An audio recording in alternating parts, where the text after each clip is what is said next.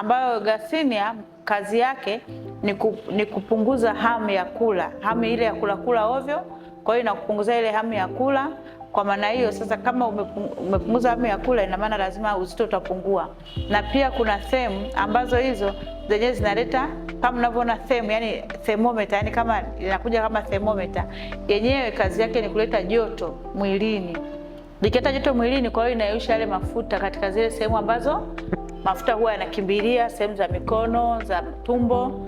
Hivyo nilitumia na ambao mpaka sasa hivi naendelea kutumia.